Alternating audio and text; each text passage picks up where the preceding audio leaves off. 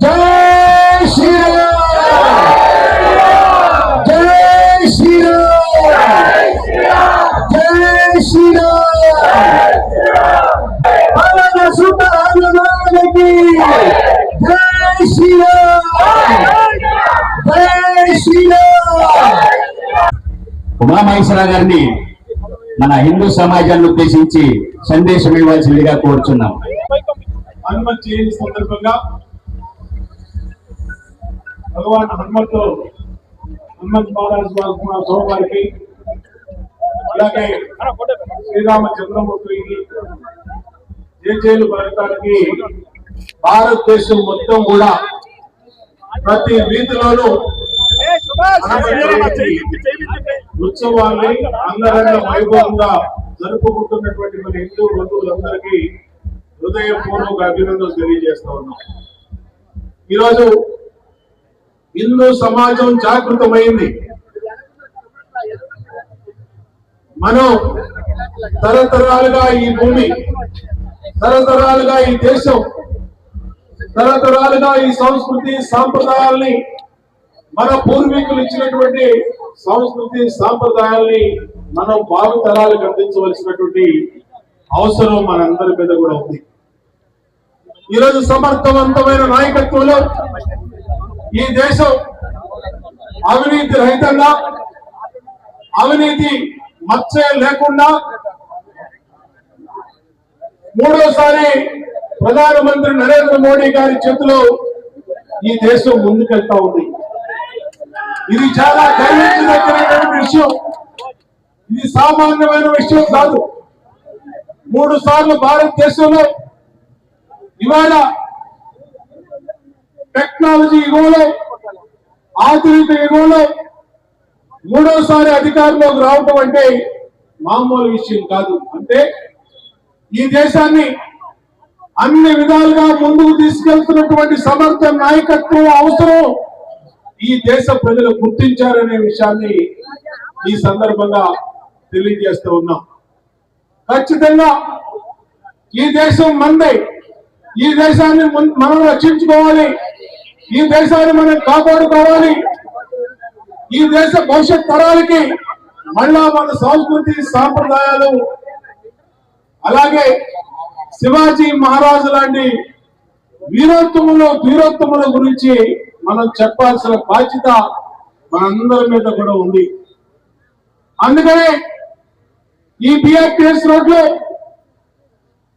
ఆ రోజు మన సోదరుల శివాజీ గాని, శివస్వామి గారు గాని, ఇంకా మనందరి చేతుల మీదుగా శివాజీ మహారాజు యొక్క విగ్రహాన్ని ఆవిష్కరించుకోవడం జరిగిందనే విషయాన్ని కూడా ఈ సందర్భంగా గుర్తు చేస్తూ ఉన్నాం. ఎందుకంటే హిందువుల ధర్మానికి అదొక ప్రతీక, దీవత్వకి అదొక ప్రతీక. ప్రతిరోజు ఆ విగ్రహం చూసిన ప్రతి ఒక్కళ్ళు కూడా అనుకుంటారు, శివాజీ మహారాజు 47 కల్లా వికసిత్ భారత్ ఏదైతే భారత ప్రధాని నరేంద్ర మోడీ గారు పిలుపునిచ్చారో ప్రపంచంలోనే అత్యంత సంపన్నమైనటువంటి దేశంగా భారత్ మారాలని ఏమైతే మోడీ గారు అంతం బట్టి పనిచేస్తా ఉన్నారో నాకు ఎటువంటి సందేహం లేదు.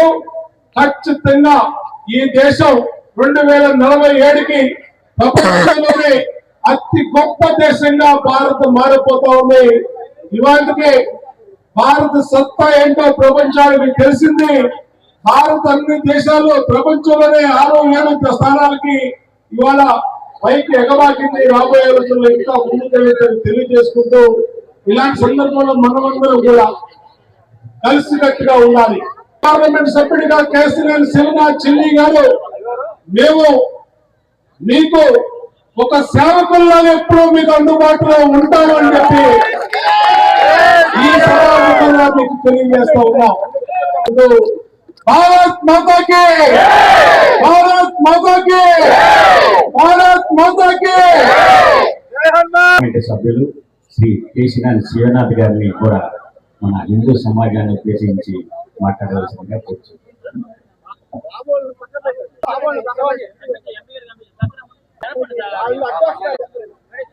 అందరికీ నమస్కారాలు. వేదికని అలంకరించిన హైందవ పెద్దలకి, వేదిక ముందున్న నా విజయవాడ నగర హైందవ సోదరులకి ఇవాళ హనుమాన్ జన్మదిన శుభాకాంక్షలు తెలియజేస్తున్నాను.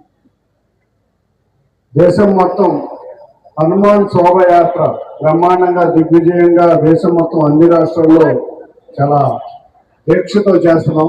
దాంట్లో ముఖ్యంగా ఈ సెంట్రల్ నియోజకవర్గం నుంచి కొండమ్మ గారి ఆధ్వర్యంలో చక్కగా యాత్ర విహెచ్పి ఆధ్వర్యంలో జరగడం, అందులో ఈ బిఆర్టీఎస్ రోడ్డు కూడా ఆ శోభాయాత్రకి మరింత శోభ ఇచ్చే విధంగా ఈ బిఆర్టీఎస్ రోడ్లో జరగడం చాలా ఆనందంగా ఉంది. నేను ఒక హిందువుగా ఉన్నందుకు చాలా గర్వంగా ఫీల్ అవుతాను. హిందూ అన్ని మతాలని మనం గౌరవిస్తాం, అన్ని మత సంస్కృతుల్ని మనం ఆదరిస్తాం. అది ఉన్నది ఒక హిందూ మతంలో అనే దానికి నేను చాలా గర్వంగా చెప్పుకుంటాను. తప్పకుండా అందరం కూడా మనం చక్కగా కలిసిగా అన్ని మతాల వాళ్ళని జాగ్రత్తగా తీసుకెళ్లే మన మతం మీద ఉందంటే అది హిందూ. ఇవాళ హిందుస్థాన్ మొత్తం కాషాయ రంగు రెపరెపలాడుతుంది. మొన్నే చూసాం, పశ్చిమ బెంగాల్లో కూడా కాషాయ రంగు రెపరెపలాడింది. అది మీ అందరి యొక్క గట్టి కృషి. నిజంగా మరి బంగ్లాదేశ్ నుంచి వచ్చే చోరబాటుని అడ్డుకోవడానికి అందరం కూడా బంగ్లాదేశ్ నుంచి వెస్ట్ బెంగాల్లో కాషాయ రంగుని రెపరెపలాడించాం. అంతేకాకుండా ఏ రాష్ట్రంలో ఎన్డీఏ అధికారంలో ఉందో ఆ రాష్ట్రంలో ఎక్కడ మత ద్వేషాలు కానీ ఉన్న దాఖలే కూడా లేవంటే అది ఈ సమాజానికి ఉన్న గొప్పతనంగా నేను ఫీల్ అవుతాను. తప్పకుండా ఇవాళ ప్రధానమంత్రి నరేంద్ర మోడీ గారి ఆధ్వర్యంలో వికసిత్ భారత్ 2047 అని మనం ముందుకు వెళ్తున్నాం. వారి ఆధ్వర్యంలో ఇవాళ దేశం అంతా ప్రపంచం మెచ్చే విధంగా చూస్తే మన విదేశీ పాలసీ ఉంది. అన్నిటికన్నా ముఖ్యంగా మేక్ ఇన్ ఇండియా ప్రోగ్రామ్ ద్వారా ఇంకా మరింత ముందుకు వెళ్తున్నాం. ఎన్నో ఇన్ఫ్రాస్ట్రక్చర్ ప్రాజెక్ట్స్ మనం చూస్తే గత 15 సంవత్సరాల్లో దేశం ముందుకు వెళ్ళిందంటే అది గౌరవ ప్రధానమంత్రి నరేంద్ర మోడీ గారి ఆధ్వర్యంలోనే.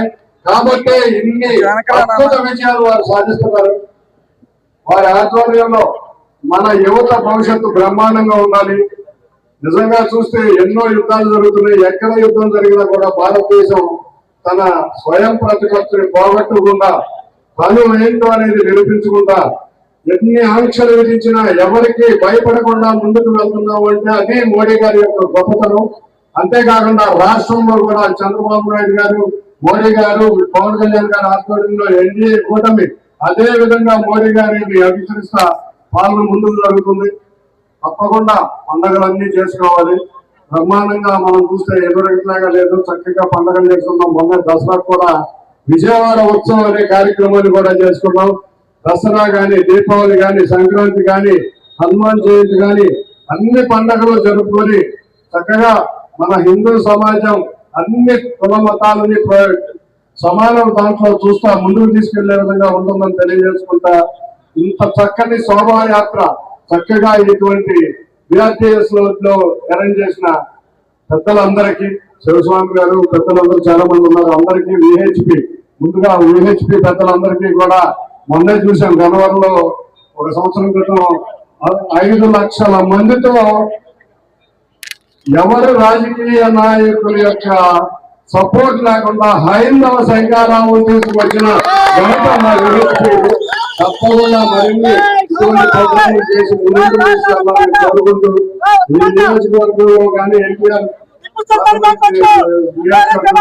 పార్లమెంట్ నియోజకవర్గంలో కానీ ఉమా గారు మన అన్నలాగా ఉండి ముందు నుంచి నడిపిస్తున్నందుకు వారికి కూడా ధన్యవాదాలు తెలుపుకుంటూ చిన్నారులు చక్కటి వేషధారణతో శివాజీ వేషంతో కొంతమంది చక్కటి వేషధారణతో సాంస్కృతిక కార్యక్రమాలు చేయడానికి రెడీగా ఉన్నారు. అందరికీ కూడా అభినందనలు తెలియజేసుకుంటూ మన సనాతన సంస్కృతిని మనం అభివృద్ధి చేద్దాం, పిల్లలకి మన సనాతన సంస్కృతి తెలిసే విధంగా చేద్దామని మరొకసారి తెలియజేసుకుంటూ జై శ్రీరామ్, జై శ్రీరామ్.